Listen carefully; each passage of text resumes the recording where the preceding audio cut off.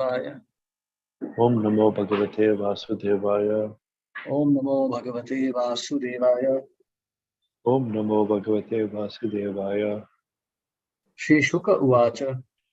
Shri Sukha Uvacha. बाढ़म उत्तम भगवत उत्तम श्लोकस्य श्रीमत् Padam Uktam Bhagavata Uttama Shlokasya Srimad चरणारविंद मकरंद रस अवेशितो अवेश आवेशित Chetas Bhagavat Charanara Vinda Makaranda Rasa Aveshita Chetaso Bhagavata Paramhans दयित कथाम किंचिद अंतराय विहताम स्वाम Paramhamsa Daitya Katham Kinchita Antaraya Vetam Swam शिवतमाम पदवीं न प्रायेण हिन्वन्ति। Shivatamam Padavim Na Prayena Hinvati. Yes. Clear it, Prabhu? Yes please. Hare Krishna. Translation and purport by His Divine Grace Swami Prabhupada. Translation. Sri Sukadev Goswami said, "What you have said is correct. The glories of the Supreme Personality of Godhead, who is praised in eloquent and transcendental verses by such exalted personalities as Brahma, are very pleasing to the great devotees and liberated persons. One who is attached to the nectarian honey of the Lord's lotus feet and whose mind is always absorbed in his glories may sometimes be checked by some impediment, but he still never gives up the exalted position he has acquired." Purport. Sri Sukadev Goswami accepted both of the king's propositions, that a person who is advancing Krishna consciousness cannot embrace materialistic life again, and that one who has embraced materialistic life cannot take up Krishna consciousness at any stage of his existence. Although accepting both of these statements, Sukadev Goswami qualified them by saying that a person who has once absorbed his mind in the glories of the Supreme Personality of Godhead may sometimes be influenced by impediments, but he still does not give up his exalted devotional position. According to Srila Vishwanatha Chakravarti Thakura, there are two kinds of impediments to devotional service. The first is an offense at the lotus feet of a Vaishnava. This is called Vaishnava Aparadha. Sri Chaitanya Mahaprabhu warned his devotees not to commit Vaishnava Aparadha, which he described as a mad elephant offense. When a mad elephant enters a beautiful garden, it destroys everything, leaving a barren field. Similarly, the power of a Vaishnava Aparadha is so great that even an advanced devotee becomes almost devoid of his spiritual assets if he commits it. Since Krishna consciousness is eternal, it cannot be destroyed altogether, but advancement may be checked for the time being. Thus, Vaishnava Aparadha is one kind of impediment to devotional service. Sometimes, however, the Supreme Personality of Godhead or his devotee desires to impede one's devotional service. For example, Hiranyakashipu or Hiranyaksha were formerly Jaya and Vijaya, the gatekeepers in Vaikuntha, but by the desire of the Lord, they became his enemies for 3 lives. Thus, the desire of the Lord is another kind of impediment. But in both cases, the pure devotee, once advanced in Krishna consciousness, cannot be lost. Following the orders of his superiors, Swayambhuva and Lord Brahma, Priyavrata accepted family life. But this did not mean he lost his position in devotional service. Krishna consciousness is perfect and eternal. Therefore, it cannot be lost under any circumstance. Because the material world is full of obstructions to advancement in Krishna consciousness, there may appear to be many impediments. Yet Krishna, the Supreme Personality of Godhead, declares in Bhagavad Gita 9.31, Kaunteya pratijanti na me bhaktaha pranashyati. Once one has taken shelter at the lotus feet of the Lord, he cannot be lost. In this word, the word Sivatamam is very significant. Sivatamam means the most auspicious. The devotional path is so auspicious that a devotee cannot be lost under any circumstance. This is described in the Srimad Bhagavad Gita, where the Lord Himself, Partha Naiveha Namutra Vinasas Tasya Vidyate. My dear Arjuna, for a devotee, there is no question of being lost either in this life or in next. Bhagavad Gita 6.40. The Bhagavad Gita 6.43, the Lord clearly explained how this is so. Tatra tam buddhi samyogam davate paurva dehikam yatate cha tatho bhuyaha samsiddhav kuru nandana. By the order of the Lord, a perfect devotee sometimes comes to this material world like an ordinary human being. Because of his previous practice, such a perfect devotee naturally becomes attached to devotional service, apparently without cause. Despite all kinds of impediments due to surrounding circumstances, he automatically perseveres in devotional service and gradually advances until he once again becomes perfect. Bilvamangala Thakura has been an advanced devotee in his previous life, but in his next life he became greatly fallen and was attached to a prostitute. Suddenly, however, his entire behavior was changed by the words of the very prostitute who had so much attracted him, and he became a great devotee. In the lives of exalted devotees, there are many such instances, proving that once one has taken shelter of the lotus feet of the Lord, he cannot be lost. Kaunteya pratijananti name bhaktaha pranashyati. Fact is, however, that one becomes a devotee when he is completely freed from all reactions to sinful life, as Krishna states in Bhagavad Gita 7.28. Yesam tva antagatam papam jananam punya karmanam te dvanda moha nirmukta bhajante mam trida vritaha. Persons who have acted piously in previous lives and in this life, whose sinful actions are completely eradicated and who are freed from the duality of illusion, engage themselves in my service with determination. On the other hand, as Prahlad Maharaj said, Mathir na Krishna parataha svatho va ito abhipadyate griha vritanam. A person who is too much attached to materialistic family life, home, family, wife, children, and so on, cannot develop Krishna consciousness. These apparent contradictions are resolved in the life of a devotee by the grace of the Supreme Lord. Therefore, a devotee is never bereft of his position on the path of liberation, which is described in this verse as Sivatamam Padavim. Hare Krishna. Hare Krishna. Yes. So, one who is attached to the nectarian honey of the Lord's lotus feet and whose mind is always absorbed in his glories may sometimes be checked by some impediment, but he still never gives up the exalted position he has acquired. So Maharaj Priyavrat, right from the birth, he was detached. In fact, after birth, when he grew up, he went to take sannyas. He started practicing austerities. And then, at first, Swayambhuva Manu approached him. And when he did not obey, he approached Lord Brahma. And Swayambhuva Manu went to Lord Brahma. And Lord Brahma approached Priyavrat Maharaj. And he gave him the benediction that he would not become attached to home life. Because Priyavrat was supposed to rule the world. In fact, many of the things we see in the cosmos, they were done by Maharaj Priyavrat. He corrected the course of the sun. He divided the Bhumandal into 7 islands. So Maharaj Priyavrat was the one who did all of this. So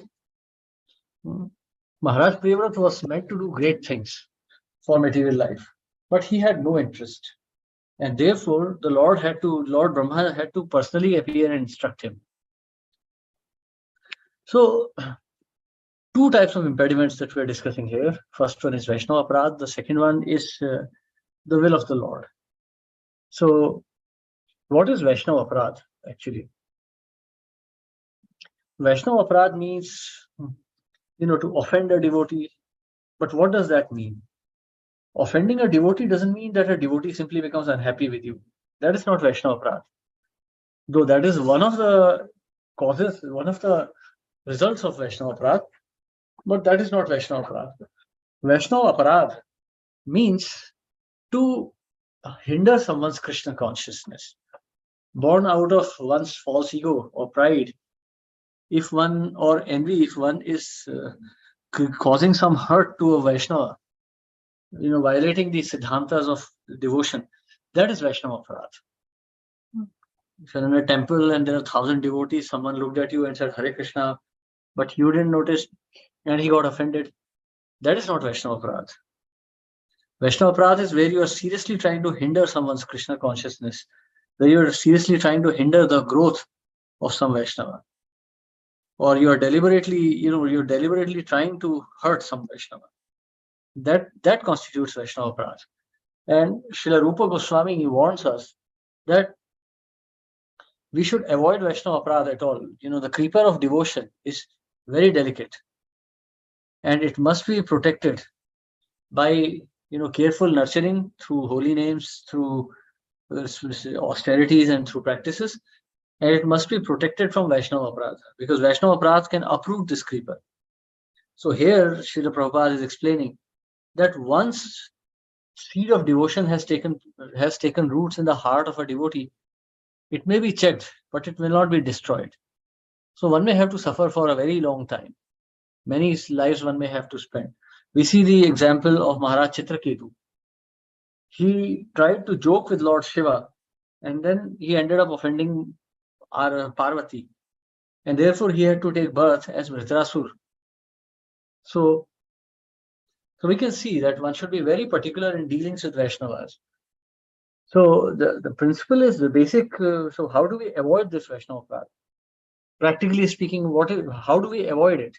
So very simple is, always keep Krishna as your objective, never yourself. If you are not the center of your own life, then you will not have selfish desires. And when you don't have selfish desires, you will be free from false ego. And when you are free from false ego, how can you offend anyone? Because then you will see everything in context of Krishna consciousness. So it's not as theoretical as it sounds, it's very practical. If you think your life is meant to serve the Supreme Lord and his mission, then whatever you do would be in that direction only. Then you will not think from your personal perspective. Hey, I don't like this person, I'll go and insult him. No, you will not think like this. But rather, you will only think from the perspective of Krishna. Like we see the example of Rupa Goswami and Jiva Goswami. When Digvijay Pandit came to Rupa and Sanatan Goswami, he said, you have to debate with me, or declare your defeat, or accept your defeat. So Rupa and Sanatan Goswami, they accepted defeat. Yeah, you are a great Pandit. Here, we sign this letter and you take it. When Jiva Goswami heard this, he became very unhappy. He went and debated with this Pandit and defeated him soundly. So this offended Rupa Goswami. We are Vaishnavas. We are not. Why did you become so puffed up with pride that you had to debate this rascal Pandit? We're not meant to waste our time in such things. So that's a pastime of Chaitanya Charitamrita. You'll find this. It's a very nice pastime because it talks about the subtleties of bhakti, the subtleties of emotions in bhakti. So apparently Rupa Goswami was offended, but internally he was happy. So one has to be very careful in dealing with Vaishnavas. But if you keep the perspective of Krishna consciousness always in front of you, understanding that whatever you have belongs to Krishna and not to you, yourself. And if you're attaining some glory in preaching or some other missionary activity, that is not your glory, but rather it's Krishna's mercy on you, then you'll always remain humble and you'll never commit Vaishnava Aparadha.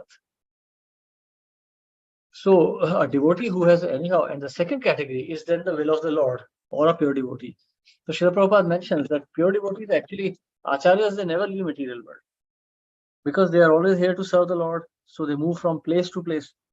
Sometimes this planet, that planet, they keep traveling to execute the Lord's mission so that as many souls as possible can be delivered from the material nature. So they also don't want to go back to Godhead immediately. In a sense, they are already in Godhead because they are completely Krishna conscious, but still they maintain an external appearance of an ordinary man. Therefore, one should always have very careful dealings with the spiritual master. Sakshat Dharitvena Samasta Shastra, the spiritual master is as good as God. So then you will be able to avoid Guru Aparadha that way. So, Partha Naiveha Namutra Vinashastasya Vidyate. My dear Arjun, for a devotee, there is no question of being lost either in this life or the next. Kaunteya Pratijanihi Name Bhakta Pranashati. One who has taken shelter of Krishna, he'll never be lost. But we have to be very careful that we are actually taking shelter of Krishna, not that we are approaching him from the material gates. So if we are actually trying to take shelter of Krishna, actually trying to purify ourselves, then our bhakti will our bhakti will fructify one day. Yes. So also in this context, there is one more verse, this chapter 9 and text 30. Excuse me, just a moment, please.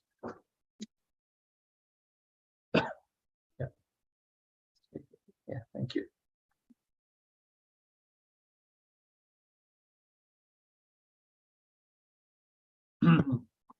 Yeah. So this verse from Bhagavad Gita. Apichet suduracharo bhaste maam ananya bha. Sadhur eva samantavya samyak vyavasito hi sa. So even if one is committing most abominable actions, if he is engaged in devotional service, he is to be considered saintly because he is properly situated. So many acharyas have given commentary on this particular topic. So that if a devotee by mistake engages in some abominable activity, he still remains under the shelter of Krishna. Because his objective is Krishna. His desire, his objective is actually Krishna. So in material world, by mistake, if he still commits some activity, then he is still to be considered exalted. However, if one takes this as an excuse and then engages in some devotional, in sinful or offensive activities, then he is really fallen. Namno baladhi yasya papa buddhir. To commit sinful activities on the strength of the holy name. So therefore, a devotee should be very careful to avoid offenses and sins. And that is what actually makes him an exalted devotee. But by mistake, in spite of all caution, if some mistake does happen, Krishna will still protect. Hare Krishna. Yes, any questions or comments?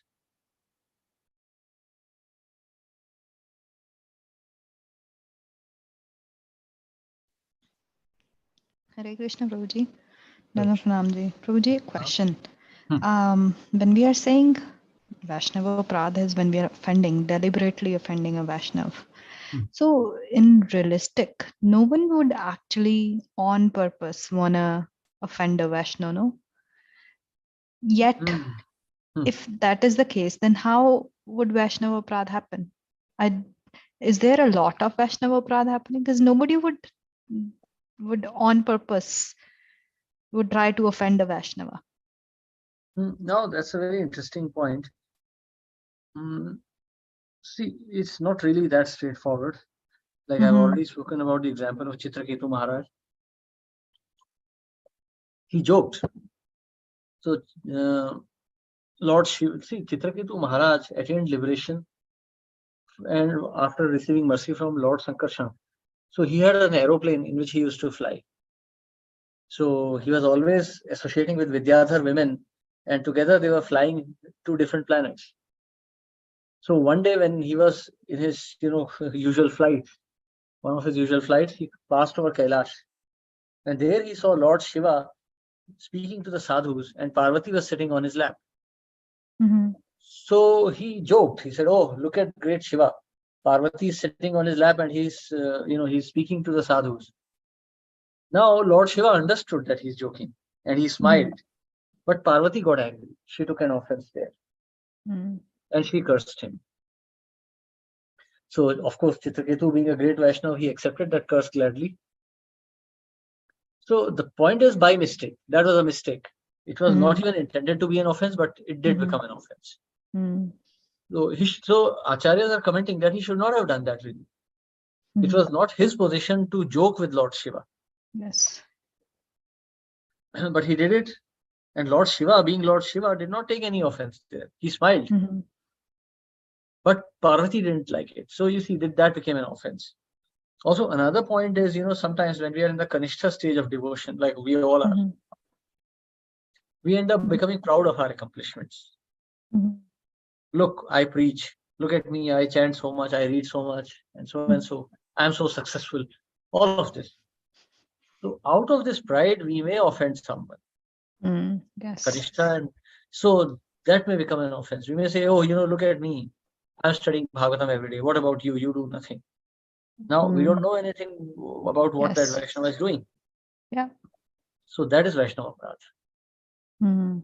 So you see, these are subtleties of bhakti. We have to be very cautious.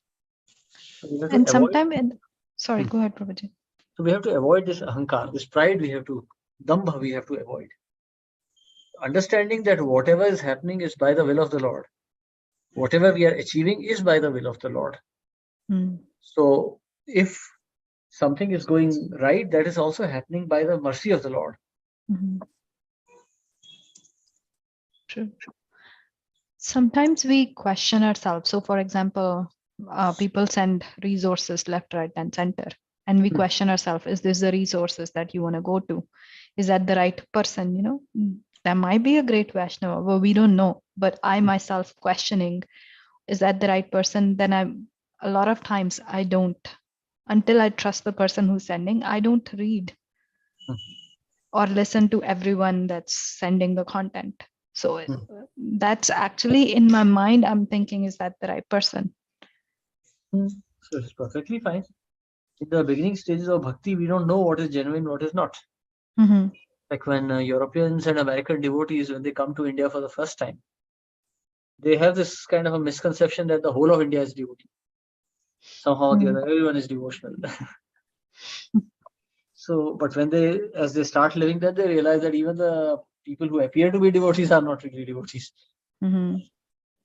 So it's all right. We have to be very cautious in the beginning stages of bhakti, especially when it comes to matters of Siddhant. So if we are reading something, we have to read it very carefully. Like I'll tell you, there's this story which is very popular in ISKCON circles. You know that two, three, actually many stories, but I'll name one of them. That Narad Muni and Krishna are walking, and then Narad Muni jokes with Krishna. He says, "Oh Krishna, what is your Maya like?" And then Krishna says, "Okay, you want to see Maya? Okay, please get me some water first. I'm thirsty." So Narad Muni goes to some village, and then he finds a hut. He asks for some water, and one lady comes out, and then he falls in love with her, and so many things. And then eventually Maya. Then Krishna says, "Oh, now you saw Maya." So this story is actually completely bogus. Srila Prabhupada refuted it entirely. He said, "This is nonsense. Narad Muni can never be overcome by Maya." So, but this is popular. Many devotees like to hear it, and they even recite it in lectures and also. So this should be avoided. So we have to be very careful. What are we hearing? So it should be. So this hearing of Siddhanta must be from authoritative sources. So, for example, now we are discussing here. If you hear anything from me, you should also ask me. What is the source? Where are you quoting this from? That's your right, and there's nothing wrong with that. Okay. Thank you so much, Prabhuji. Hare Krishna. Hare Krishna, Prabhuji. No problem. Yes. Prabhuji, being proud of your own accomplishments in the bhakti, whether wrongly or rightly, is not a aparadh itself. It is not an aparadh, but it will cause an aparadh. Because it's immediately an offensive mentality. I am so successful, meaning some others are not. See, what is the psychology?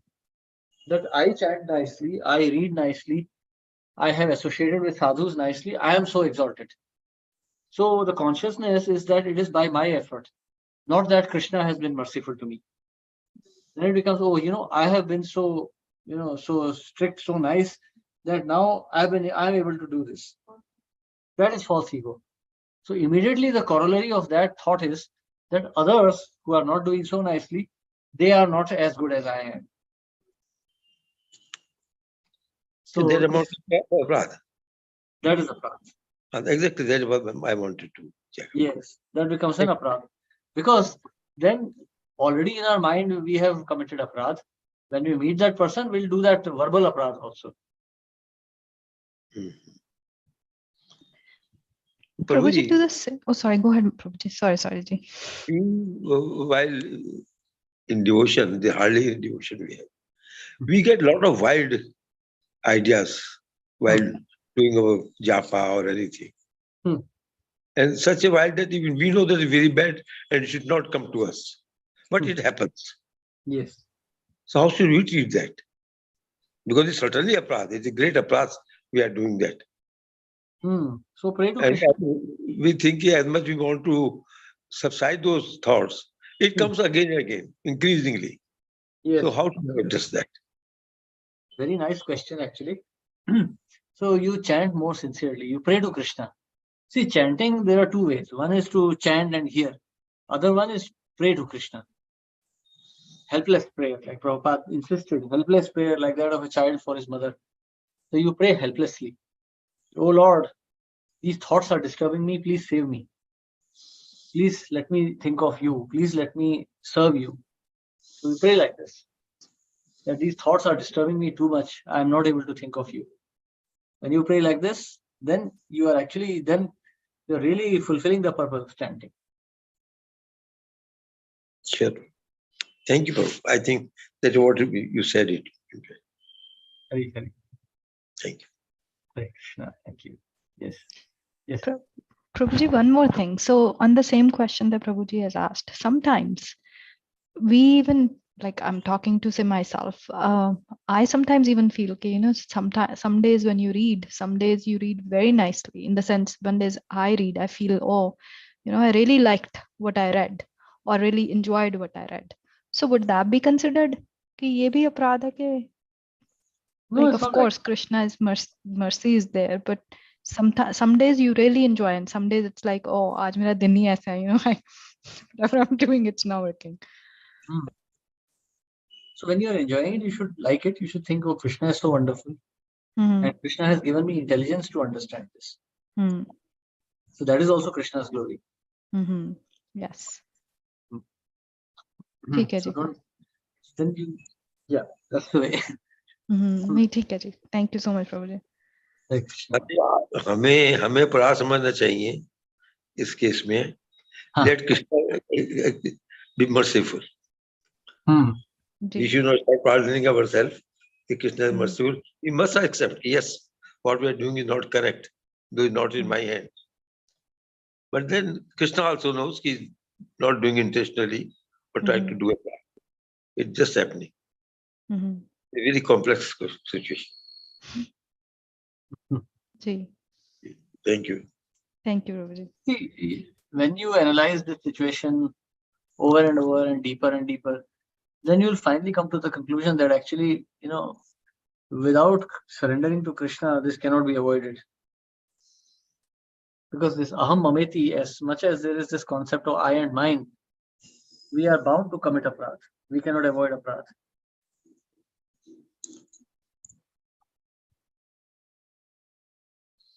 Yep. So shall we continue? Yeah, sure. It's a very big verse. Yarhi vavah rajan saraja putrah priyavratah parama bhagavato. ये रही भागवत. यर्हि वावः राजन् सा रजपुत्र प्रियव्रता परम भागवतो. नारदस्य चरणोपसेवयान् जसावगत परमार्थ सत्तत्वो ब्रह्म. नारदस्य चरणो sorry जिसको अवगता परमं सत्रेण दीक्षिष. Yeah, please read. नहीं ठीक है जी, कंटिन्यू प्रभु जी. सत्रेण दीक्षिष्यमाणो वनीतल परिपालनाय मानत नयाम्नता प्रवर गुण. सत्रेण दीक्षिष्यमानो वनीतला परिपालनाय. Sorry Prabhu ji, it's hard to follow. Yeah. It's really tough one. It's a very It's a tough one. one. Please read it slowly. गणैकांत भाजन तया स्वपित्रोपामन्त्रितो भगवती वासुदेव. सिद्धार्थ भजन्त तया स्व पित्रो आमन्त्रितो भगवती. भागवती है भगवती. एवाव्यवधान समाधि योगेन समावेशित सकल कारक क्रिया. एवावयवाधना समाधि योगेन समावेशिता सकल कारका क्रिया. कलापो नैवाभ्यनंदद यद्यपि तद अप्रत्याम्नातव्यं तत्. Kriyaha kalapah सर्वो नैव भयानन्दात् tato यद्यपि तद् Yavyam अप्रियाम्नात्यव्यं तद् अधिकरण आत्मनो अन्यस्माद् असतोऽपि प्रभावम् अन्वीक्षमाण.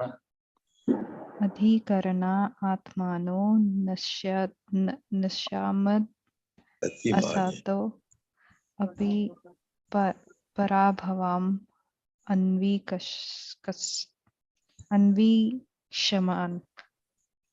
Yes. Would someone like to read? May I read, Prabhu? Yes, please. Hare Krishna, Dandavat Pranam. Translation Prabhu by Sri Prabhupada. Translation. Sukdev Goswami continued. My dear King Prince Pradyota was a great devotee because he sought the lotus feet of Narad, his spiritual master, and thus achieved the highest perfection in transactional knowledge. With advanced knowledge, he always engaged in discussing spiritual subjects and did not divert his attention to anything else. The prince's father then asked him to take charge of the ruling of the world. He tried to convince Privartaha that this was his duty as indicated in the revealed scriptures. Prince Privartaha, however, was continuously practicing Bhakti Yoga by constantly remembering the Supreme Personality of Godhead, thus engaging all his senses in service of the Lord. Therefore, although the order of his father could not be rejected, the prince did not welcome it. Thus, he very conscientiously raised the question of whether he might be diverted from devotional service by accepting the responsibility of ruling over the world. Purport by Sri Prabhupada, Sri Narottam Das Thakur has sung, Chadiye Vaishnava Seva, Mr. Paschate Kiva. Without serving the lotus feet of a pure Vaishnava, a spiritual master, no one has ever attained perfect liberation from material bondage. Prince Parivarta regularly served the lotus feet of Narad, and thus the prince perfectly understood transitional subjects in truth. Sahatattva. The word Sahatattva means that Parivarta knew all the facts about the split soul, the supreme personality of Godhead, and the relationship between the split soul and the supreme personality of Godhead. And he also knew all about this material world and the relationship of this split soul and the supreme Lord within the material world. Thus, the prince decided to engage himself only in rendering services to the Lord. When Parivarta's father, Shambhava Manu, requested him to accept the responsibility of ruling over the world, he did not welcome the suggestion. This is the symptom of a great liberated devotee. Even though engaged in worldly affairs, he does not take pleasure in them, but remains always absorbed in the Lord's service.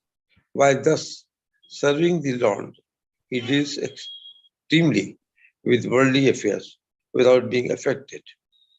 For example, although he has no attraction for his children, he cares for them and educates them to become devotees. Similarly, he speaks to his wife with affectionate words, but he is not attached to her. By rendering devotional service, a devotee requires all these good qualities of the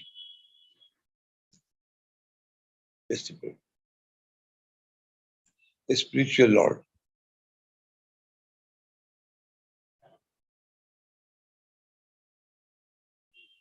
Supreme Lord. Krishna had 16,000 wives, all of them very beautiful, and although he dealt with each of them as a beloved husband, he was not attracted or attached to any of them. In the same way, although a devotee may enter family life and act very affectionately towards his wife and children. He is never attached to these activities. This verse states that by serving the lotus feet of the spiritual master, Prince Parivrata very soon attained the perfection of the stage of Krishna consciousness. This is the only way to advance in spiritual life. As stated in Vedas, Yashya Deva Para Bhakti Yatha Deva Tatha Guru Tasyati Katheti He Artha Prakshante Mahatmana. If one has unflinching faith in Supreme Lord and the spiritual master, the essence of the Vedic knowledge is revealed to him. Satveshwar Upanishad 6.23. A devotee always thinks of the Lord continuously. While chanting the Hare Krishna mantra, the words Krishna and Hare immediately remind him of all the Lord's activities. Since his entire life is engaged in service to the Lord, a devotee cannot forget the Lord at any time. Just as an ordinary man always engages his mind in the material activities, a devotee always engages his mind in spiritual activities. This is called Brahms Satra, or meditating upon the Supreme Lord. Always. Parivrata was perfectly initiated into the practice of by Sri Narad. Hare Krishna Prabhu, Dandavat Pranam. Thank you. Hare Krishna, Dandavat Pranam Prabhu. Thank you very much. So Swayambhu Manu instructed Priyavrat to become a Grihastha, get married. Priyavrat Maharaj did not like that instruction. So because he was completely attached to the Supreme Lord. See, we have discussed this question of higher taste. So if one has already got a higher taste, why should he take something lower? If you are having sweet rasgullas to eat, why would you want to eat a dry chapati? So just like that, Maharaj Priyavrat was already attached to the lotus feet of the Lord. So in the 13th chapter, verse number 10, it is mentioned, Asaktir Anabhiswangah Putra Dara Grahadishu Nityam cha Samachitatvam Ishtanishto Papattishu. So, non-attachment to children, wife, home, and the rest, and even-mindedness amid pleasant and unpleasant events. So, non-attachment. So many, like around 7-8 years ago when I was working in India, one of my colleagues got a baby. He got a young daughter. So, he just got a baby. So he would avoid office, oh, I want to play with my baby. And he would work from home, or he would just run home at the first given opportunity. So this was because his consciousness was not in the office, his consciousness was with the child. The attraction was so strong that he always wanted to be with the child. So likewise, if one's mind is with Krishna, then one will be in this world but will not be of this world. So in Chaitanya Charitamrita, when Rupa Goswami wants to come to Lord Chaitanya immediately, Rupa and Sanatana Goswami, they write a letter to Lord Chaitanya that we are ready to leave everything and come to you. So Mahaprabhu writes this reply, cryptic reply. He says, just like a woman who has a paramour does her housework very nicely so that the husband does not become suspicious, so a devotee executes his material activities so that the materialists do not become suspicious. So you see, here Maharaj Priyavrat was deeply attached to the Supreme Lord. So even though he left his austerities, he went and became a Grihastha, it is mentioned that in the end, he left it all behind, just like a man leaves his stool behind. He left his beautiful wife and children and kingdom, just like a man leaves his stool and walks away. So how does one attain this position?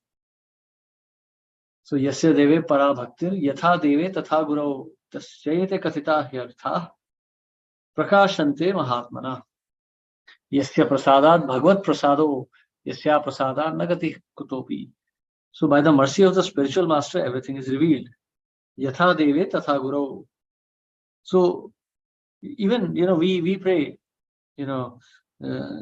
Shri Guru Karuna Sindhu Adhama Janara Bandhu Loknath Lokera Jivan. Or before that, the second stanza, I think it is, Jaha, what is that verse? Shri Guru Karuna Sindhu, no, which is this one? Divya Jnana Hriday Prakashito. So this knowledge is awakened in the heart when one worships the Guru. Right? Because Guru is the servitor personality of Godhead. When he is pleased, Krishna is pleased, and knowledge is automatically revealed within the heart. So in all conditions, one has to serve spiritual master, attain this transcendental knowledge. And once transcendental knowledge is awakened within the heart, one will never fall down into material whirlpool, no matter how deeply he stays in it. That's why the acharyas, they travel within the spiritual world, enlightening the souls, but they never fall down, because they are firmly attached to the lotus feet of Krishna. So if one develops firm attraction to Krishna, one will not be dissuaded by material circumstances. Like Krishna is saying, you must learn to tolerate. You must learn to tolerate this happiness and misery of this material world. Apurya manav achala pratishtham samudram apa pravishanti yatvat. Tadvat kama yam pravishanti sarve sa shantim apnoti na kama kami. So a person who is not disturbed by the incessant flow of desires, he can attain peace. And previously also the same verse has been explained by Krishna in the second chapter. Text number, this one. Text number 15, I think. Yeah, text 15. Yam hina vivatthante te purusham purusharshava samadukha sukham dhiram so mritatvaya kalpate. O best amongst men, Arjuna, the person who is not disturbed by happiness and distress and is steady in both is certainly eligible for liberation. What is steadiness? Fixed at the lotus feet of Krishna. Not disturbed by happiness or distress. Both are equally dangerous. Because in distress, we feel the whole world is useless and there is nothing that can be done. And in happiness, we become so attached to our object of happiness that we forget the Lord. So a devotee remains steady in both the conditions. The Pandavas, when they were kicked out of the kingdom, they were attached to Krishna. When they won the Mahabharata and they became the emperors, they still remained attached to Krishna. So that is the example of a devotee. Hare Krishna. Yes, any questions or comments? Hare Krishna. I have a question about this point. It was here in the purport that one should be like affectionate, but at the same time not to get attached. For example, in the family life, so like if you're affectionate to somebody, then usually you become attached also. But you don't just to connect everything with Krishna, and then it will reduce that. See, in this material world, there will always be misery. Even pure devotees, even they experience this happiness and sadness. Apurya manav achala pratishtham. So even a great exalted soul will experience emotions. Srila Prabhupada was sad when he heard that Vishnujan Swami has left this world. Srila Prabhupada was always a pure devotee. We should not think that he became pure devotee at some point. He was always. But he felt miserable when his father left this world. He felt the same misery when Bhakti Siddhanta Saraswati Thakur left this world. There's a chapter in, this Leelamrit about pastimes of Prabhupada in Delhi, which is titled Crying Alone in Wilderness. Srila Prabhupada was feeling very lost and sad that there were no Guru, no Father, and there was no Gaudiya Math also.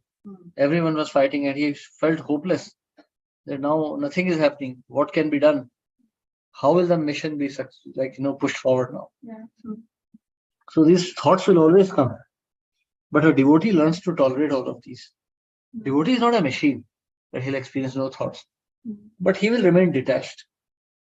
Like we see a sports match on the TV, we may feel happiness or sadness looking at it. But we are not disturbed by it. Hare Krishna. Yes. So, any questions? Any comments? Okay, if not, then we stop here today. Thank you very much. Hare Krishna. Srila Prabhupada ki jai. Thank you, Prabhupada. Thank you. Krishna. Thank you, Prabhuji. Hare Krishna. Krishna, Dandavat Pranam thank ji. you. Thank you. Dandavat Pranam. Hare Hare Krishna. Then we pranam. Hare Krishna. Dandavat Pranam.